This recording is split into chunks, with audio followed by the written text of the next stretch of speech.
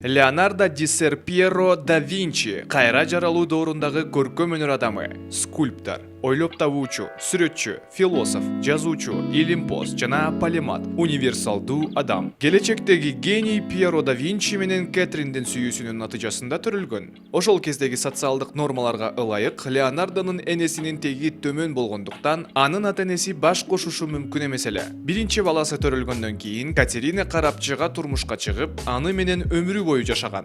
Белгилүү болгондой жолдошунан 4 кыздуу жана 1 уулду болгон. Леонардо энеси менен 3 жыл жашаган. Анын атасы биринчи аялы менен ажырашкандан кийин дароо эле тектүү үй бүлөнүн бай өкүлүнө үйлөнгөн. Бирок анын мыйзамдуу аялы төрөй алган эмес. Үйлөнгөндөн 3 жыл өткөндөн кийин Пьеро уулун өзүнө алып, анын тарбиясын колго алган. Леонардонун өгөй энеси 10 жылдан кийин төрөйүн деп көз жумган. Пьеро экинчи жолу үйлөндү. Бирок тез эле кайрадан жесир калды. Жалпысынан Леонардонун 4 өгөй энеси, ошондой эле 12 аталык бир туугандары болгон. Леонардонун атасы аны тоскандык Андреа Веракьюгага окуучу катары жөнөткөн. Насаатчы менен окуп жүргөндө Леонардо живопись жана скульптура чеберчилигин гана үйрөнбөстөн, жаш Леонардо гуманитардык жана техникалык илимдерди, булгарыдан жасалган буюмдарды, металл жана химиялык реактивдер менен иштөөнүн негиздерин изилдеген. Бул билимдердин бардыгы да Винчи үчүн жашоодо пайдасын алып келген. Леонардо мастердин квалификациясын 20 жашында тастыктап, андан кийин Веракоунун жетекчилиги астында ишин уланткан.